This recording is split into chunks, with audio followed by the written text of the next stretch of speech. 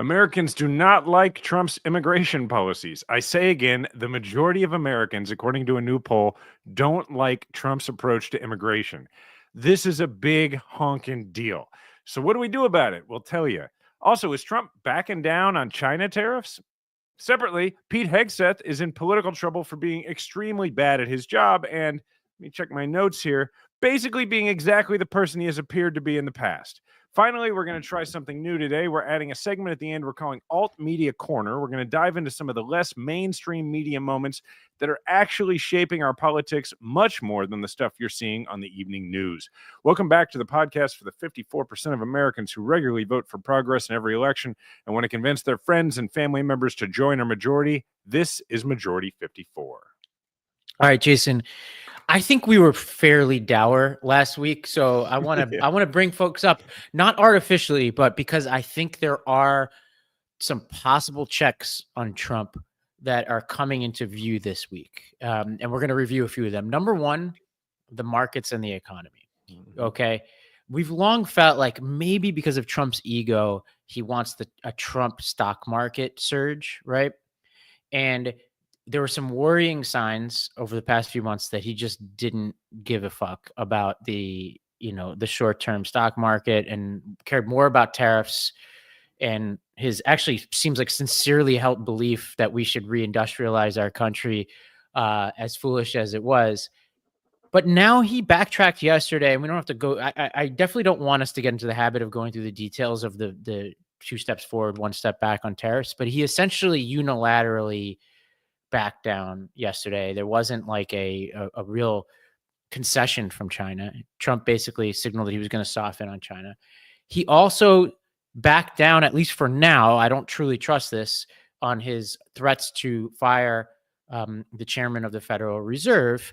And I think this was in part because as of Monday, we were heading towards the worst April since the Great Depression. So number one, Say that again. Say that again, Robert. We're heading towards the worst April in the stock market since the Great Depression.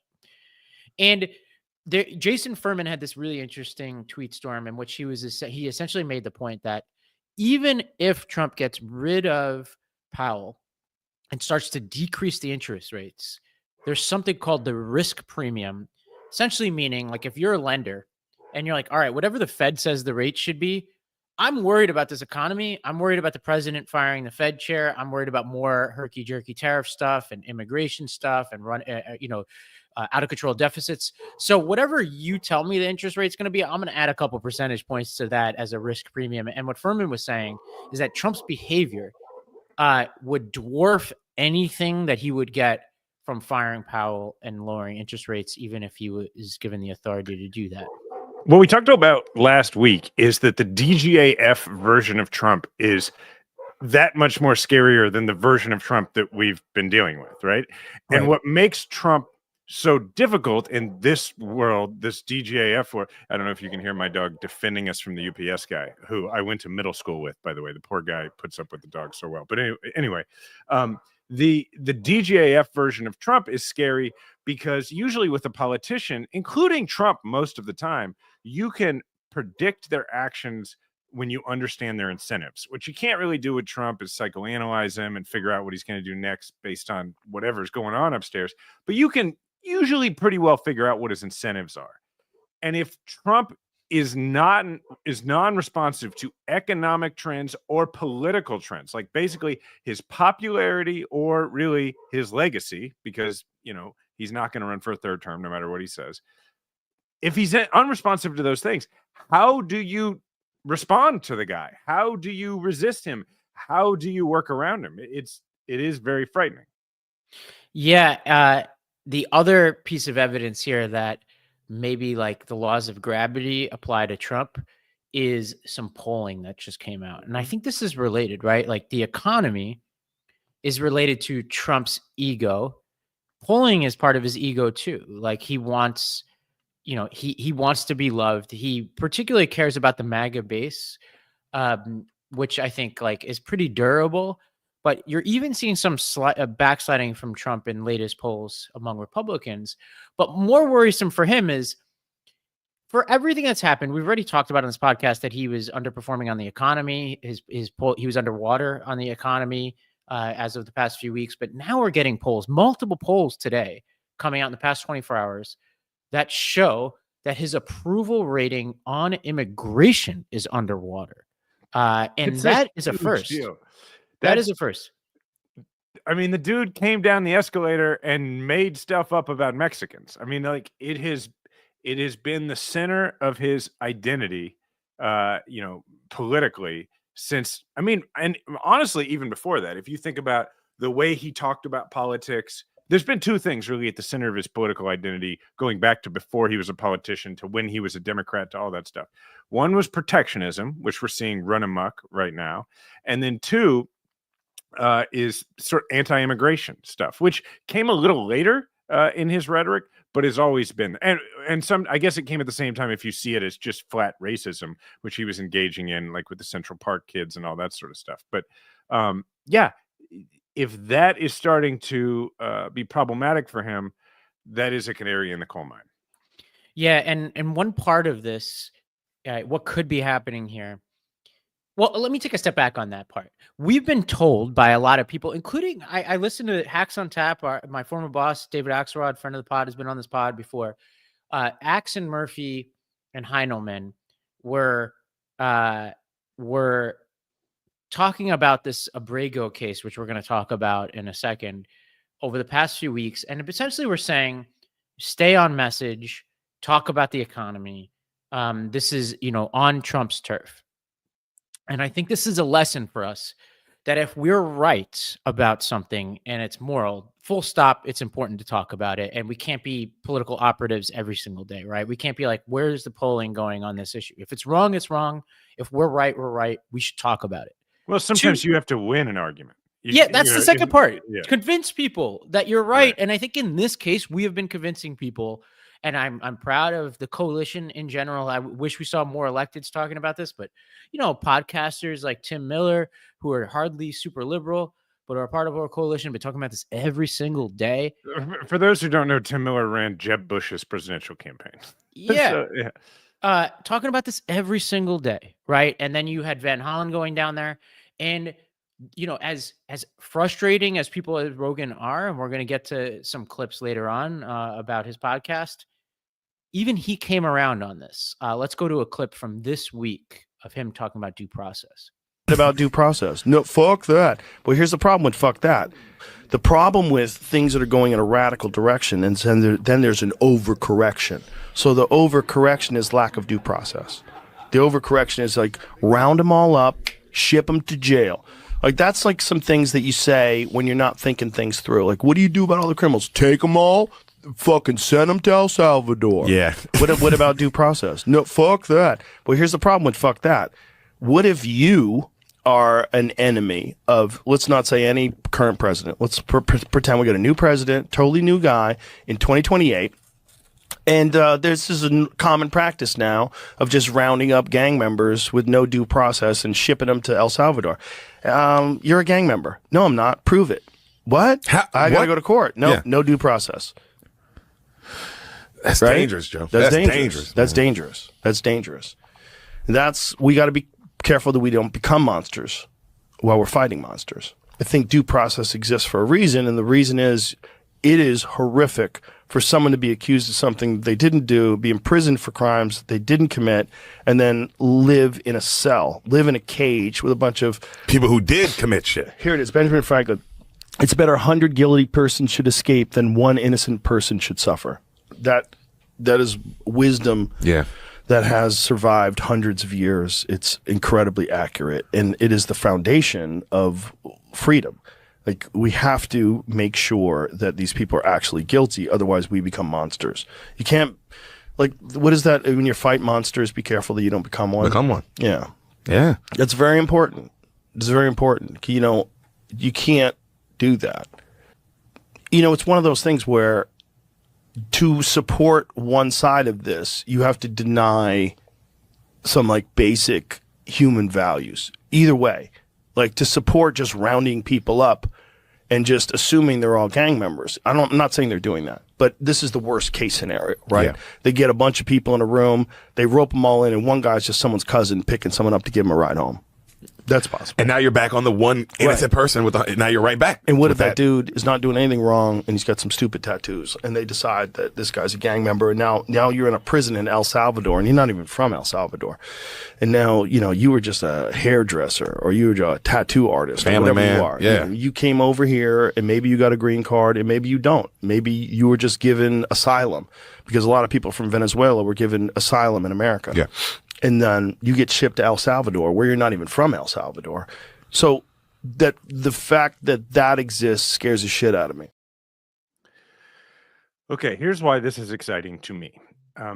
I have had this little glimmer of hope ever since. I mean, this little thing that I've hung on to, in 2016 when Trump won, and then again in 2024 when Trump won. And this was the idea that if there's a silver lining, a saving grace out of all this, it means that maybe there's a larger portion of the American voting electorate that is persuadable than we realize. That's what I keep coming back to, is this idea that if there are people who could be persuaded by things, even things that you and I and the people listening are fully against, that means they can also possibly be persuaded in the other direction. And that's what I've tried to hold on to. And then you got to ask yourself, okay, if we want to persuade people back in the other direction, what are the outlets that we're going to use? How are we going to penetrate and get through to those folks? And the answer to that is quite clearly not Fox News. It's not Newsmax. It is definitely not, Charlie Kirk or Ben Shapiro. Why? Because those actors in the system are basically politicians, because they are beholden to a group of people who will only continue to listen to them if they say a certain thing. So the people who become the vehicle to get to the persuadable people are the folks like Rogan, who didn't come into their position of power because they espoused a certain thing. They started espousing a certain thing because after they were being followed by other people, after people were interested in what they had to say. And we know, like, Rogan has been a Bernie supporter in the past, right? And that means, it gives me hope that if there is a channel to reach persuadable people, and those channels continue to be persuadable as individuals, then that's exciting. I'm going to stop. I have a second thought on this, but you talk. Well, and we're going to talk more about this later in the show, but you have to think about, okay, like, you have to play on what got folks to this point in the first place, right? So what is it about Rogan and some of the people we'll talk about that got them to this place? It's this contrarian nature, right? So how do we play to that contrarian nature? Well, the people who are in charge right now and the dominant ethos of the MMA world and the comedian podcasting world and YouTube generally is pro-Trump right now. So if you're the kind of person who's like, I'm going to be different, I want to be contrarian, then that means we have an opening. And we just have to play to that and be like, look, like here's the hard argument to make. Here's the counterintuitive point. And when I listen to Rogan, it's like Rogan wants to be smart. He wants to, he's dying to quote Ben Franklin there. He wants to say, this may sound crazy that we'd let 100 people free for one person, but that's precisely why I'm sharing it. And I think this is our path forward. What's the worst thing that Rogan could become? I'd say for his audience, it's predictable. What's the best thing he can continue to be? Edgy. And look, I think Rogan's point of view during COVID caused some people to lose their lives. Like, there's a lot of reasons to have major differences with Joe Rogan. But can I look at Joe Rogan and say that the guy has like evil intent or he wants power, all that? No, I don't think so. I think that the guy's a comedian who found a way to make a lot of money and enjoys doing what he does. And I think that even though he gets it wrong a lot and way too often, I do think that the guy actually is trying to figure out what he thinks. He just does it out loud for 3 hours at a time, and people take it as, something to bank on. Here's where I think the opening is on the immigration stuff. And I think we have to really understand why the poll that you talked about at the beginning of the show is showing Trump now underwater on a policy that he has always had a pronounced advantage on. And it is one of two things. And we have to know which of the two we're working with. And this is for the audience listening. When you are talking to people in your life who you want to persuade about this, you have to identify them as, are they somebody who will be persuaded by an empathy argument, or will they be persuaded by an incompetence argument? Because those are two different people. The empathy argument is largely the one that Rogan, he was making about 50-50, but the one that Rogan was making there, particularly toward the end, when he's talking about the hairdresser, the family man, the tattoo artist, the person who's not in a gang, the empathy that you can have for a person who is imprisoned unjustly, an innocent person. I mean, there is no shortage, going back to our founding, of American myth making and hero making of people who fight for folks who are imprisoned unjustly. Like, that is something, like, as a young kid, we understand, like when I was a young kid, like, and thought maybe I want to be a lawyer, it's because I saw movies about people fighting for folks who were in prison even though they shouldn't have been, right? Like, we understand that in America. So that's the empathy side, right? And that is like akin to the civil rights movement, because in both cases here, we're trying to get people to care about people who are not them and who they probably don't know and don't have a connection to. The civil rights movement was, hey, you live in other parts of the country, you may not care about what's happening with Jim Crow laws and with the way people are being treated in the American South, mostly in the South during the civil rights movement, the focus of it. It may not affect your daily life, but when you started to see people, knocked down by hoses, on the bridge, or attacked by dogs, it reached a point of, it went too far, and it actually did pull on people's empathy, even though a lot of those people weren't ready to see African Americans as humans yet. It got to a point where it pulled on their empathy, and it was a tipping point. Here's the other side to it. That is the incompetence side. The other thing Americans don't want to see with any policy is incompetence to the point of ridiculousness where they think it could affect their life. And that's what Rogan's talking about when he's saying, like, it could be you, it could come after you. It's also a practical argument. But I would say this is more akin to like what happened to Bush's approval after Katrina, or what happened to Biden's after Afghanistan.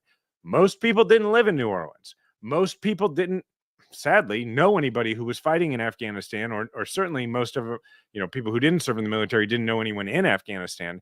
But the utter incompetence of it was offensive to the point of losing credibility and losing support. And so you just have to know which type of person are you working with when you talk about this issue to try and drive these numbers on immigration even lower for Trump. I spent the past week, I did a deep dive on this like MS-13 situation in El Salvador and the prison that Abrego Garcia was sent to, which is really fascinating. If people want to go on YouTube, there's I forget the guy's name, is a young guy, went out there and filmed the prison, and I thought did a good job of describing like what makes the prison work. It's very modern. It's like, you can't imagine anybody ever escaping there. And he also raised the question in this documentary, like, he's basically like, yeah, almost all these people in here, I'm sure, are really bad. But can you imagine if an innocent person was sent here? Because nobody leaves this place. And I was thinking about it, and then I started to read about El Salvador because I was a bit harsh on the president last week, saying we should essentially invade their country when we get them back, which I'm not sure I'm ready to back away from that point. But what I did come away with was that El Salvador was faced with a unimaginable situation over the past decade, where their country was sliding into the equivalent of a narco state, like basically with MS-13, the equivalent of what happened with Pablo Escobar in Colombia, or what has been true of vast swaths of Mexico, like Sinaloa and Juarez over the past few decades, where you can call yourself a democracy, but there's so much violence and intimidation that your country doesn't function anymore. And so you have to declare the equivalent of martial law, which is essentially how they got rid of Pablo Escobar. And so what this president did was, and it was helpful that MS-13 stupidly brands themselves as MS-13. Like, it's not like you just, like, we're dumb. We're just finding people with mom tattoos and throwing them on these planes. Yeah. But the MS-13, like they're going to this prison. It says MS-13 on their tattoos. So it's like this guy was basically like martial law. I'm taking what is trending towards becoming the most unsafe, ungovernable country and making it one of the safest places on earth, which has become his big talking point. And that's why he's popular. That's what he says over and over again. Yeah. Now I'm going to stop giving them credit. That's their problem. And I sympathize with their problem.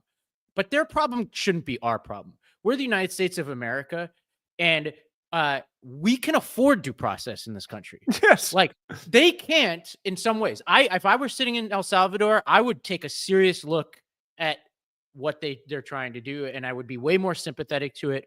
My argument would be, now, what is your off-ramp? Like, you can't keep people in prison for life without any due process. So now, is there some process to get them back? You know, but we're not, this is not El Salvador podcast, right? We have made their problem our problem, you know, right. Like, Ravi, think about Trump's first inaugural, where he comes into office, right? And, you know, you'd think it would be like, you know, your usual sort of sunny, optimistic idea. I mean, if you recall, like, it's not like the economy was in terrible shape at the beginning of 2017. And what did Trump talk about? He talked about violent crime everywhere and American carnage. You know, George W. Bush famously reacted by saying that was some weird shit, because the entire Trump concept is make people feel like they live in pre-martial law El Salvador. Right. Yeah, it's like Singapore. Like, I actually think Singapore, whatever their benevolent dictatorship that they have there, works for them. But we're the United States of America. And by the way, this Department of Education's guidance to states for which they are withholding Title I funds for is that any flaws about America must be put in the context of what is inherently great about America. So how is it possible that we have the greatest country on earth? It's so great that we have to be delicate around like anything like slavery, right? Like, we have to put that in context of how awesome we were that we overcame slavery, right? We're just that great. Yet we can't even afford a semblance of due process, that we need to now adopt the martial law of a country that was trending towards Somalia. How are those two things true? Well, this all builds toward a clip that we don't need to go to yet, but the Stephen Miller argument, you know, that you put in the outline, but you want to preview it with some of these decisions? I'll do quick work. Basically, a federal judge accused the Trump administration yesterday, we're recording this on Wednesday, of flouting the order to provide details of Abrego Garcia's detention. The Supreme Court ruled over the weekend 7-2, basically overnight, that they were going to halt deportations of any Venezuelans held in northern Texas under the Alien Enemies Act of 1798. All three Trump-appointed justices joined the 7 majority. It is our friends Scalia and Thomas, both of whom have had major ethics concerns and who have spouses who seem awful cozy to January 6th conspiracies. Nothing to see there. Joined the 2. And, you know, Alito, we don't need to go into this, but Alito issued a dissent the following day that was so scathing and was so ironic, because he's talking about the rights of the administration. And I'm like, all right. The irony here is, like, you don't think of people we're sending to a prison for which people never leave, sending them on a plane and sending them there. Like, we should at least carve out a little bit of time and attention to that, right? You know what the founding fathers were worried about? Were the inherent rights of the executive leader of the country. Yeah. Well, one of those things is reversible and one of those isn't. If the courts work it out and say, okay, we can now start sending people to, you know, the Venezuelans away, no harm, no foul. We lost a couple of days. But if you happen to send your barber to the Socote prison, I'm pretty sure they're never coming out of there. So let's get that one right. But let's go to Stephen Miller reacting to the Supreme Court decision. And now we are being told that they cannot be expelled from our country without an extraordinary amount of individualized adjudication at the district court, circuit court, Supreme Court, up and down, up and down, up and down. No American citizen receives this level of so-called due process. Because it isn't due process. This is called infinity process to keep you here forever. Yeah. That's what this is. Oh no, it's crazy. No American citizen charged with a crime, with a serious crime inside the United States, a U.S.-born American citizen receives this kind of process. Millions of dollars in free legal services, representation at every single level. Do you think that there is any, for example, any American citizen who was persecuted, who was innocent related to January 6th? Do you think they could just get this kind of relief, this kind of process? No. It was never available to them. Yeah. The whole system was rigged against them, just like it's rigged in favor of illegal alien invaders. Yeah, those people got a trial, they were convicted, and they got appeals, and then they were pardoned. I mean, I hate this dude. You know, like Jeremy put in the chat, man, I really hate this guy. He is like if you wrote him in a Tom Clancy story and you were like, this guy's the deputy chief of staff for policy, but he has all the real power and you'd be like, this character is too one-dimensional and you need to add some dimensions because he's just, what's his origin story even? Like, how could a guy get this evil? You know, he put due process in air quotes, Ravi. Let's compare the two, right? Trial, conviction, okay? And in some cases they pled, appeals, and then a pardon. That's what they got. Our guy was actually adjudicated to be rightfully in this country during the Trump administration, mind you, and then was picked up off of the street essentially and sent in the dead of night to a prison for which he cannot return. And all these appeals and all these processes that Stephen Miller is talking about, the one thing he neglects to mention is that his administration is ignoring all of them. Mm-hmm. So like, you know, like it would be as if like somebody was tried for January 6th, they were acquitted, and then Kamala Harris becomes president, picks them up in the dead of the night and sends them to another country and then ignores every court order. That would be the equivalent. Dude, the January 6th folks, most of them while they were waiting trial were out on bail, like they were living at home. For those that were in prison, they were in America. And they were all hanging out. The Washington Post did a reporting on this. Right. And it was either Political or Washington Post. There was a wing of whatever jail they were sitting in D.C. where they were all hanging out and basically like plotting whatever fucked up shit they're working on right now, probably. For all we know, by the way, and this is, and I don't want to be too like tinfoil hat here. One of the most important beats, if you're like assigning stories, if you're an editor, would be who are these people picking people up off the streets? Yeah. My prediction in the next 3 years, we are going to find out that at least one of the people who is at the Capitol is part of these. Oh, that is a great point. Absolutely. Somebody is probably doing that. That is totally correct. This clip of Stephen Miller it's hard to say the worst, but because it's hard to rank. There's been so many moments in, Trump 1 and Trump 2 where someone has just said something that there's not even a kernel of truth. But him saying these people are getting more due process than American citizens accused of crimes is like, you can't even be like, well, here's where he's getting that. He's just making that up. It's the opposite is true, right? And also the other thing he says, if somebody says this stuff to you, when he's basically saying, what are we supposed to do? Like, let these people stay in our country. They're monsters. They're criminals. They're all these things.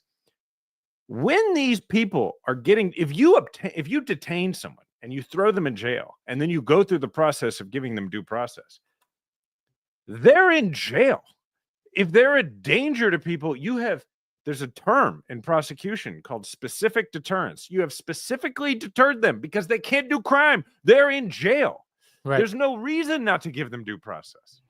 Yeah, and I've been having a dialogue back and forth with a Lost Debate listener who listens to this podcast too, and he tagged you on this on Twitter. I don't know if you saw this, but I responded to him on air yesterday because he was basically like sarcastically being like, "Oh, like Democrats want MS-13 in the country," and I was like, that's like saying somebody who felt like OJ deserves a trial is pro-murder. Like, it's like, we're just saying process. And then he was basically like, well, this is what happens when Biden lets in all these people. And, to a dear listener who I respect a lot, This guy came here not under Biden, and actually during Trump was adjudicated to be properly here. Trump administration has repeatedly in multiple filings, and I'll go find it and retweet all the different mentions in all the filings over the past few months in which the Trump administration admits to their own error. They were sitting next to the president of El Salvador and couldn't even utter a sentence to get this guy back. This is a total red herring. It's evading the point. And if we're truly about liberty, if we're truly about due process, it can't just be for Stanford students accused of rape. It has to be for everybody in this country. Senator Van Hollen got to meet with this dude, right? The president and his administration have admitted that this dude should not be in prison and should still be in the United States, that he was picked up wrongly and he was shipped away wrongly. What sense in the world does it make that if a United States senator can sit down with him, and if the president is claiming, yeah, that was a mistake, he shouldn't have been sent down there, what in the world? Nothing is the answer, but what in the world would stop the president from just calling and saying, hey, why don't you just bring him home with you? You know, get an extra ticket on your plane. The only thing is, he just doesn't want to. If President Trump called up the president of El Salvador and said, look, I need you right now to put on a chicken suit and run into traffic, the president of El Salvador would do that. Yes, so this is just a question of what Trump wants to do. All right. The president of most countries would do that if any president called them, because that's what it means to be the United States of America. Right. So we're going to take a break. When we come back, we're going to talk about Pete Hegseth, and then we're going to go through a ton of alternative media, Bill Maher versus Larry David, Ryan Holiday at the Naval Academy, Jordan Peterson, Douglas Murray versus Rogan, Andrew Schultz, and Mayor Pete when we return. When we relaunched this podcast, it seemed like we had to figure it all out on our own. Scripts, setups, filming schedules, logos. It was super overwhelming. And every day it seemed like we had a new decision that needed a new answer. And when you're starting off with something new, it seems like your to-do list keeps growing every day with new tasks, and that list can easily begin to overrun your life. Finding the right tool that not only helps you out, but simplifies everything can be such a game changer. For millions of businesses, that tool is Shopify. Shopify is the commerce platform behind millions of businesses around the world and 10% of all e-commerce in the US, from household names like Mattel and Gymshark to brands just getting started. The Midas Touch Network is proud to have their own store using the Shopify platform. You can get started with your own design studio with hundreds of ready-to-use templates. Shopify helps you build a beautiful online store to match your brand style, accelerate your content creation. Shopify is packed with helpful AI tools that write product descriptions, page headlines, and even enhance your product photography. Now get the word out like you have a marketing team behind you. You can easily create email and social media campaigns whenever your customers are scrolling or strolling. And best yet, Shopify is your commerce expert with world-class expertise in everything from managing inventory to international shipping to processing, returns, and beyond. Turn your business idea into with Shopify on your side. Sign up for your $1 per month trial and start selling today at shopify.com/majority. Go to shopify.com/majority, shopify.com/majority. For men, dealing with ED can be uncomfortable, which is why HIMS provides access to a comfortable solution with an online process and personalized treatment options. HIMS is changing men's healthcare by providing you with access to affordable sexual health treatments from the comfort of your couch. HIMS provides access to a range of doctor-trusted ED treatments like chewable tablets, Viagra, and Cialis, and their generics for up to 95% less. And the process is 100% online, so there's no need for uncomfortable doctor's visits. You just fill out an intake form on their site, and a medical provider will determine the right treatment option. If prescribed, your medication ships directly to you for free. No insurance is needed, and one low price covers everything from treatments to ongoing care. And with hundreds of thousands of trusted subscribers, HIMS can help you find the ED option that works for you. So start your free online visit today at hims.com/majority. That's HIMS.com/majority for your personalized ED treatment options. HIMS.com/majority. The featured products include compounded products which are not approved nor verified for safety, effectiveness, or quality by the FDA. Prescription required. See website for details, restrictions, and important safety information. Price varies based on product and subscription plan. Pete Hegseth. All right. Well, hell of a guy. Kidding. Well, breaking news. If we have the breaking sound, I don't know if we have it, but breaking news that it was just reported that the Pentagon has installed a makeup studio in the Pentagon. That's what's Oh, for real? Yeah, we got to get Doge on the case. Here's what's worth talking about here. There was a staffer, an appointee who worked with Hegseth, who wrote a long piece in Politico that went out of its way to praise Trump and then be like, yeah, shit is really bad at the Pentagon. Pete Hegseth needs to go. Then there was another story about how Hegseth was using a different signal chat to communicate classified information. This one included Hegseth's wife and brother, who the brother happens to work at the Pentagon, but had no special reason to know this information. Let's go to a clip of retired 4-star Admiral William McRaven, who happens to be the person who led the operation to take down bin Laden. It has not been handled well. I mean, we got to be honest about this. Clearly, the information that was broadcast on Signal was classified. Now, they weren't war plans, and I think this is a little bit of the nuance of the wording, is Secretary Hegseth has said we haven't divulged war plans. Well, war plans in a military context, as you know, Caitlin, this is the plan to invade Iraq or something broad and strategic like that. But make no mistake about it, these were operational plans with operational details. They were classified.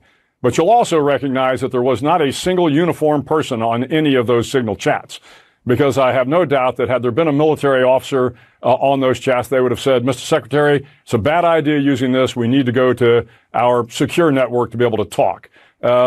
Back again to my point about the Council of Colonels. Secretary Hegseth, surround yourself with people that, yes, you can trust, but people that will tell you the truth.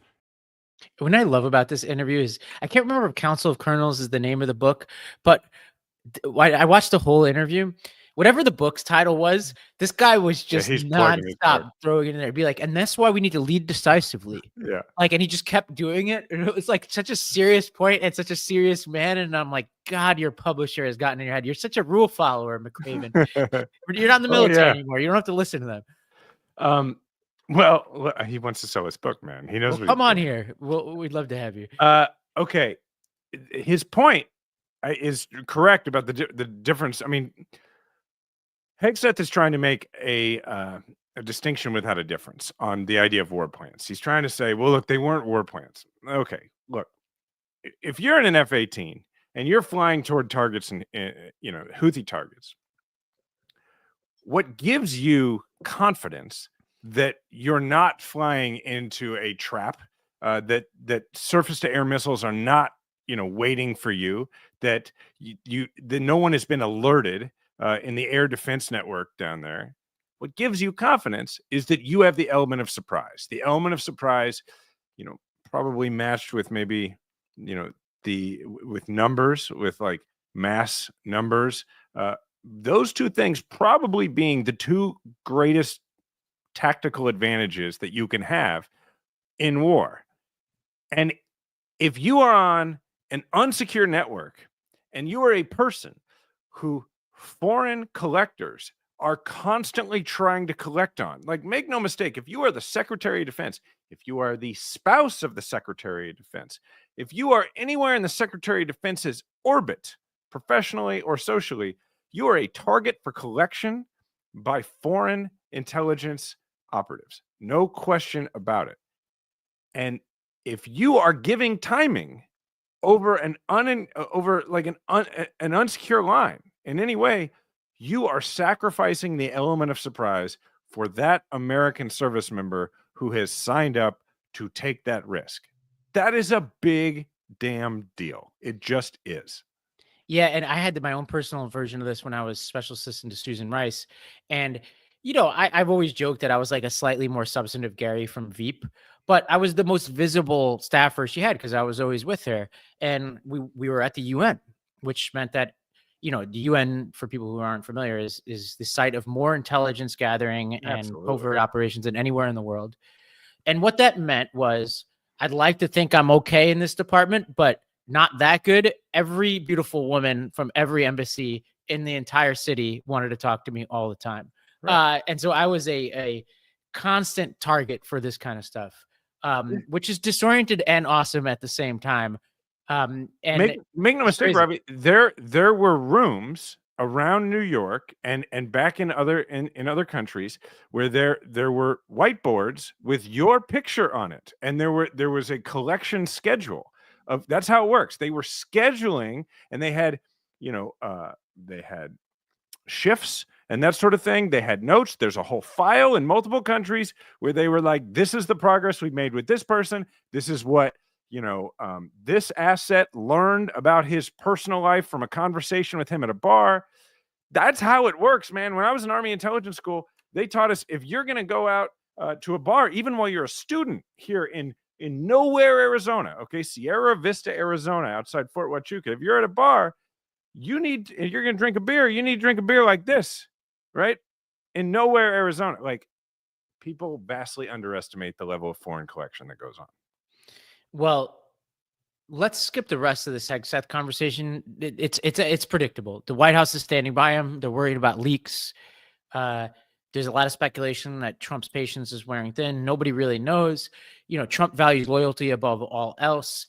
I think what it will take is an actual casualty of some kind of really bumbled mess, maybe involving Yemen and the Houthis, who knows, or somebody saying something bad about Trump and that getting out. Let's be clear, the leaks they're worried about are not national security leaks. The leaks that that the White House press secretary specifically said that they don't like are leaks about stuff like Pete Hegseth using an insecure method of communicating tactical operations in real time. They don't want people who will tell the press that happened. That's what they consider a leak. Well, okay, let's move on to a new segment we're going to do here, because we promised after the election that we would take a step back and really examine the corners of the internet that, in some ways helped Trump get elected. And let's start with, Bill Maher, who's, nominally a liberal of sorts, an eclectic, an independent, I don't know. But he went and visited Trump at the behest of Kid Rock.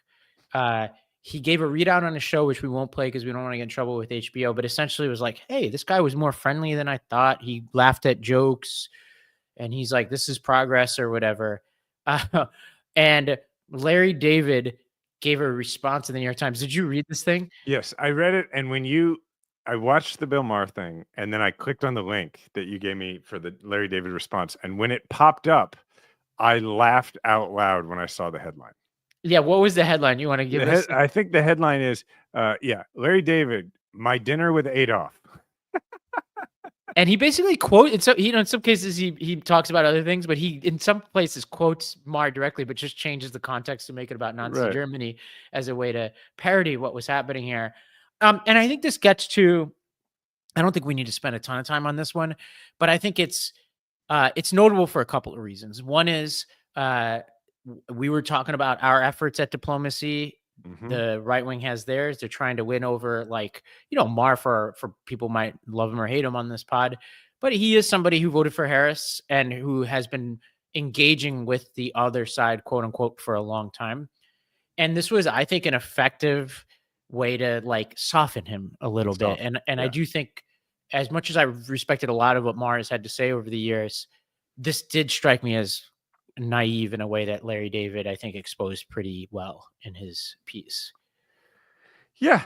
I mean, you got to know when you're being worked. Yeah. Okay. So that's that.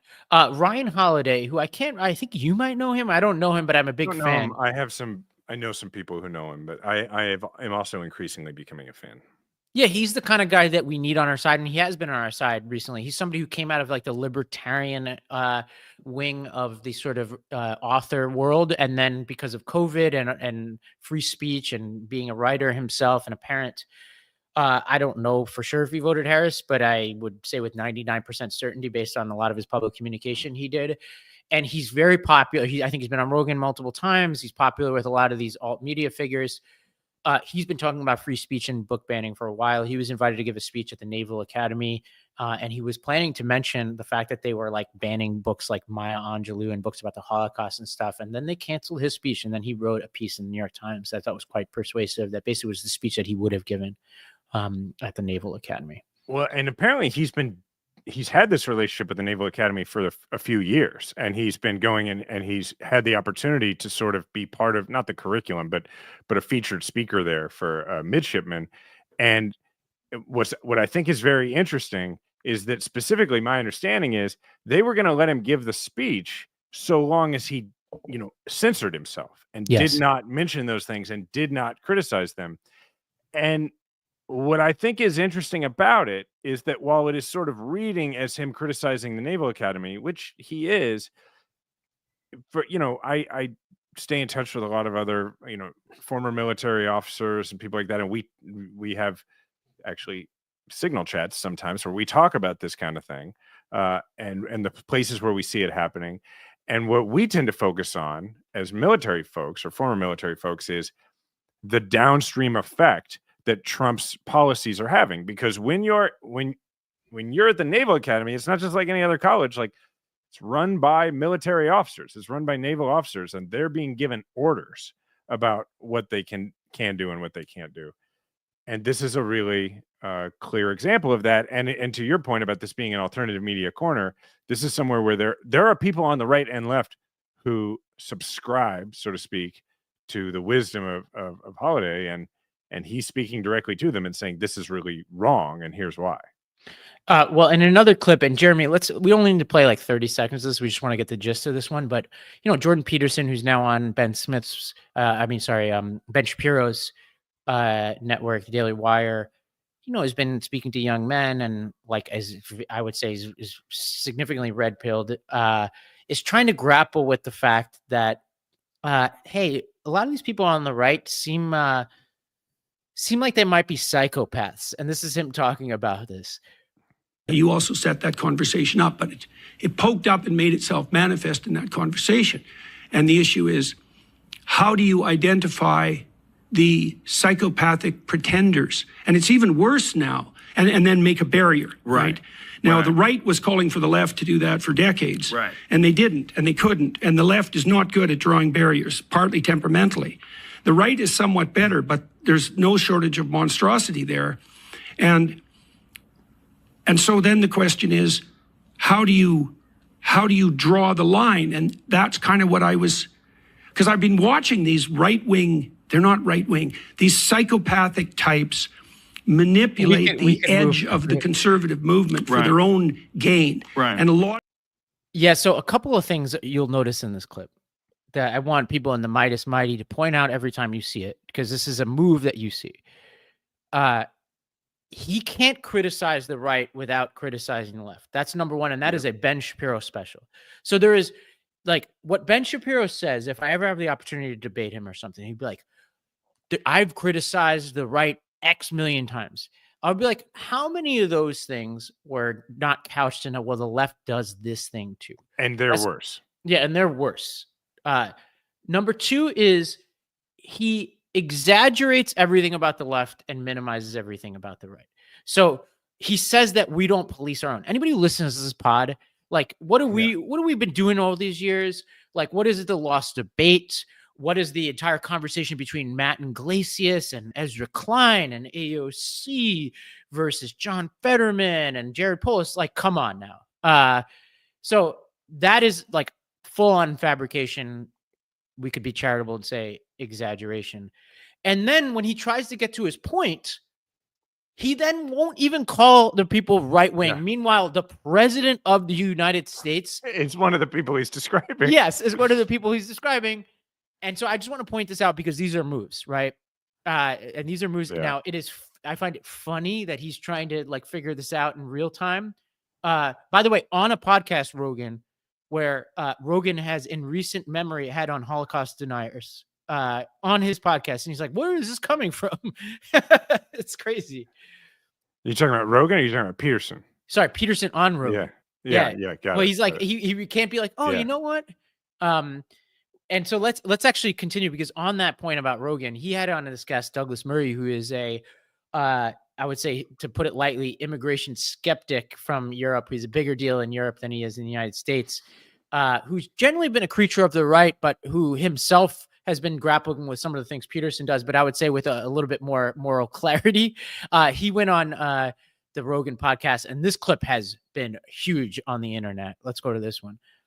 This was the most intense exchange between Dave Smith and Douglas Murray during their debate on the Joe Rogan Experience. I'm still slightly bemused about this move from I'm an expert on this and I have views to I'm a comedian. I've never claimed to be an expert on anything. This is the problem, Joe. If somebody Wait a minute, says you have to claim to be an expert on something to have an opinion on something? you don't have to be. I'm not a historian, but I'm pumping out history. But wait a minute, I'm what not about an expert, but I'm talking all the time about But this you're not thing. even talking about specifically on what he just said. What's the solution? To not talk about it? No, it's to have more experts around. The expert class hasn't done a great job. I know. Man. This is follow the science. Absolutely, Yeah, but you know what? I agree with that. I just said to you, I agree with that. Right, I know. But so one Douglas, of the problems during is, all of Fire away. COVID, I will put my track record against any of the expert class on COVID. So should I have just shut up? Should I have shut up by opposing lockdowns and opposing vaccine mandates and talking that about was the the lab leak argument theory? at the time. You realize that's that, the right? entire argument that you're making. Let the experts handle this. No. You're not an expert. You're right. I was just a comedian. You're wildly not listening to what I'm saying. You're saying I claim to be an expert, but then I have like a parachute to get out of it by being like, hey, I'm just a comedian. But I don't think I've ever like really claimed to be an expert. But I why have are you opinions going on around? things. I know, but isn't it weird to be simultaneously saying I'm not an expert on a conflict and talking about it everywhere? I don't see how you Do can you have an talk opinion about on these things? Some of them, yeah. Are you an expert? I am on some, yes. On some, But but you talk not. about some that But you're not some an are expert on. You'll What know- should you do if those subjects get breached? Well, I think that you educate yourself as much as you Shouldn't can. you say I'm not an expert and then give your opinion if you're depends. in the middle of a conversation? I think it's a weird move to say I'm not an expert on this, but I'm going to talk about it nonstop. I think that is strange. Listen, I will certainly concede that I am weird, but I just fundamentally disagree with this idea that there's an expert class. They can have opinions on all of these things. It's weird for any regular person who's just read about it. Not my view.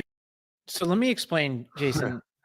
This is actually a pretty interesting debate where you're like the whole time you're like, I don't know which of these people to side with.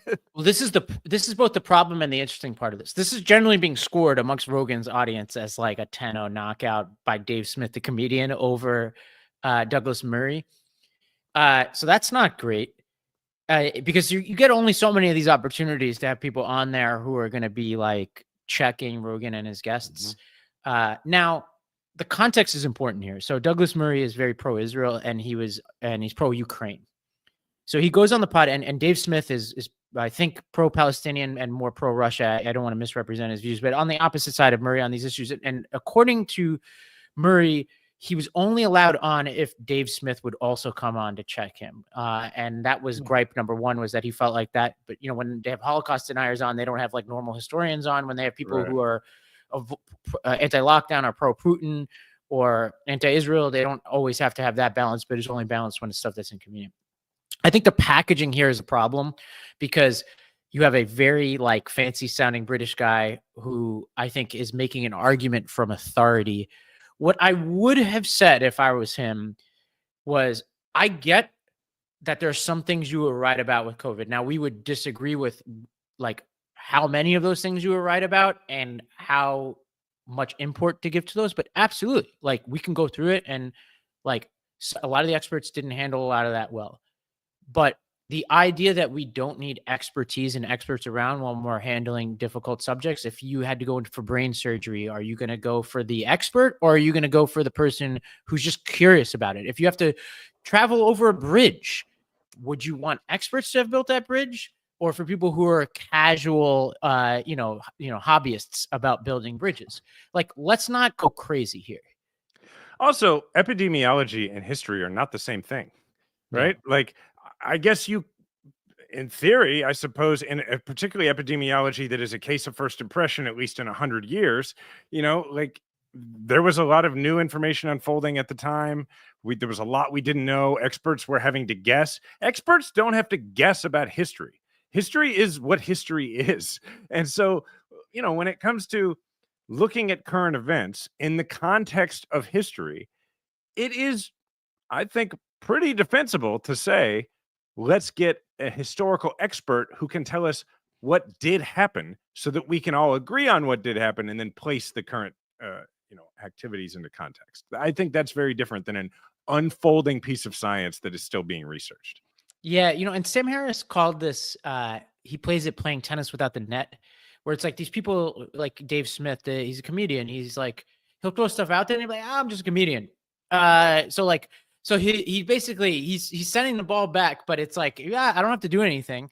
Like if you point out anything, hey, I'm just like I'm a comedian here. Meanwhile, you're on the biggest platform in the world, making really important points. Speaking of comedians, another person who I think our audience might not be super familiar with is this guy, Andrew Schultz. And I'm going to play a couple clips here before we send folks out, because I think this is an important terrain. Andrew Schultz is somebody who had Trump on his podcast before the election, and he has a pretty big following. He's been making the rounds.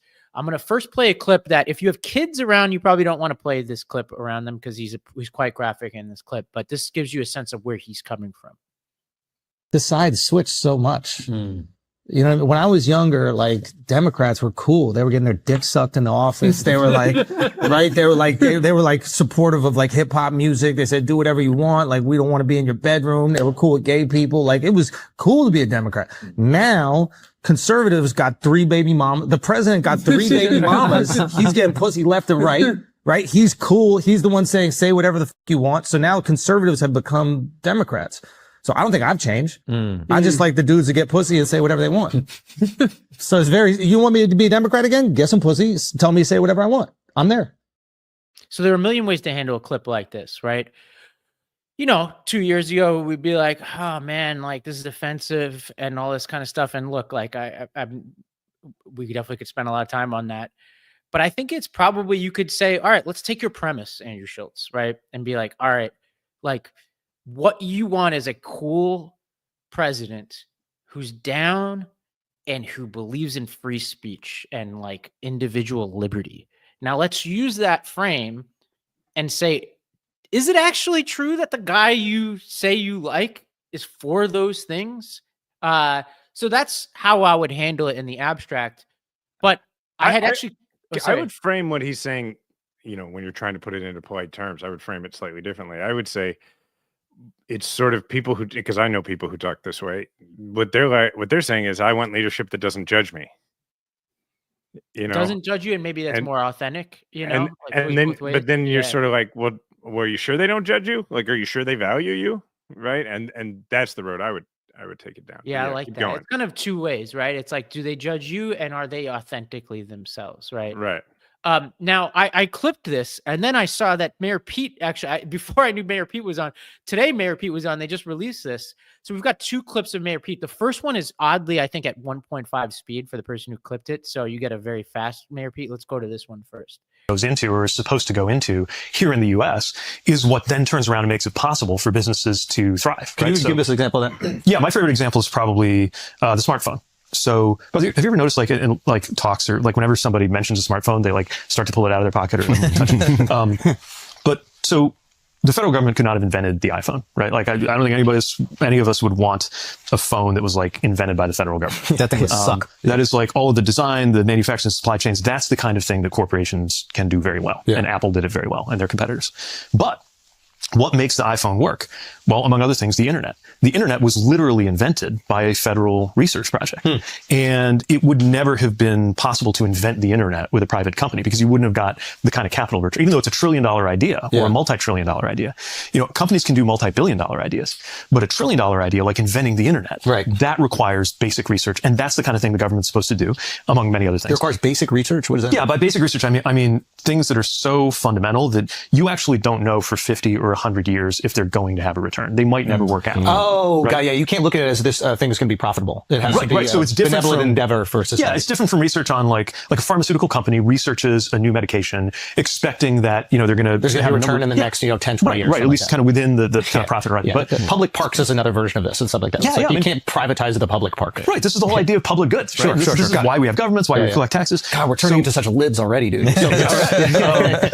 But there's a handshake, right? There are the things that only the government can do, and then there are the things that the private sector can and should do. And they meet in the middle. But if you start shorting, and part of what really worries me right now about this kind of war on academia, and there are some things about academia that need to change, but the war on academia, the cuts to cancer research, the cuts to science research, this kind of like general anti-science like atmosphere that I think is emanating from the administration, like that costs us in ways that don't show up on, a corporate profit and loss statement 6 months from now or a year from now. But in terms of whether a country, a society, an economy is productive and is growing and is innovating, that starts to really cost you over time. And if we're shorting that, or if corporations and extremely wealthy people don't want to be paying into that through taxes, that is, I think, a classic example of a kind of short-term gain that causes long-term pain. I mean, Pete's so great at this stuff, man. We're both friendly with him. We should really have him on the show sometimes. Honestly, you know me well enough to know it's hard for me to compliment any politicians because you and I have met so many of them, and it's like it can be tired. Man, the guy never like it's just like he literally, if you gave me a day to write what he just said and read it word for word, it won't be as good as he has it. It's like the man is amazing. And I think there's interesting thing about this juxtaposition is you watch this first clip, the instinct of a lot of people, and I sympathize, is to be like, describing Monica Lewinsky the way you did, describing Trump and baby mamas, you could start to police the language, you could police the assumptions and all that kind of stuff. But I would ask you, what's your goal, right? Like, what are we doing with that? Whereas Pete obviously decided to ignore all that. I didn't listen to the whole thing, so I don't know how maybe they talked about it or not. And he had a breakthrough where Schultz is joking about, oh, we're becoming libs. Now he's not going to win him over day one, but now he's a guest. He's going to come back. He's going to explain 100%. Stuff. When Vance is on, Pete is going to be on. Makeover Pete, by the way, which we should note with this. He's got a beard. He grew a beard. Let's just play one more clip, and this will be the last one. Well, let me say something about what you just said, which is that is the difference between meeting people where they are and trying to make them something they are not. And you just don't win arguments by trying to shame people into being something they're not. You win arguments by meeting people where they are and trying to bring them closer to you, which is what our whole show is about. Totally. And here's Pete talking about Doge. Other than dealing with violence and death, the worst part of my job was firing people. Like I hated it, especially because it wasn't necessarily a bad person, but you had a person who was in a role that they didn't fit in and their department wasn't doing as well as I thought it needed to do to serve residents. I would have this very painful conversation where we'd sit down, I'd look them in the eye, and that sucked for obviously most of all for them. But anyway, we were not afraid to do that because you have to do that. Yeah. But look at what happened when they came in, right? If this is actually about government efficiency, then the problem you would be solving, which is a real problem, is that in the federal government, it is too hard to reward your top performers. So you could be somebody who could be commanding a multi-million-dollar salary in the private sector, working on something wildly important, but there's just no way that you're getting, you're in your particular pay grade, same as everybody else. And to remove your bottom performers. Like a lot of people who've been in and out of business and government will tell me, like when I was in the private sector and the public sector, actually like the top 10% were pretty much the same, these amazing driven people. The government ones weren't compensated as well, but they were purpose driven. But the bottom 10% was completely different because I couldn't do anything about the bottom 10%. Right? So imagine if Doge had come in and they had gone through every department and said, okay, we're going to create a way to reward the top performers. And we're also going to analyze either whose job description is no longer needed, or their job performance is not there. And even though it's painful, even though maybe it's politically tough, like we're going to show them the door. That would be one thing. But they just sent an email to everybody. Many of whom were in fact top performers. Like some of the people they fired who got caught up in this thing, the people got fired just based on whether you were in a category called probationary employee. But to be clear, probationary isn't like you fucked up and you're on probation. You could start. You could actually be because you were promoted. You could be a 7-year veteran at the FAA, or maybe you'd been there as a contractor, but you were so good that the FAA said, we want to hire you now as a government employee. And even though it might have been a little pay cut, you went for it. And you're probationary. And then next thing you know, like you wake up one day and this office, department, whatever Doge is, clearly hasn't like gone through and checked like who's doing a good job or there's no way because there wasn't even time to do that. And they're just like, guess what? You're fired. This is a great example of one thing that we always try to get across to people who listen to this is that when you are talking to people and trying to persuade them, you are not obligated. You are not wed to previous arguments made by your party, nor are you wed to previous criticisms made by your party. What Pete is doing there is he's completely freelancing and saying, what if they had done it this way?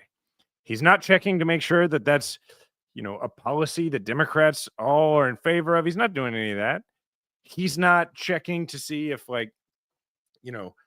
unions that represent government employees are okay with what he's saying about the bottom 10%. He's just like saying some stuff that makes common sense. And that's how you persuade people, is you demonstrate that you can think for yourself. Amen to that.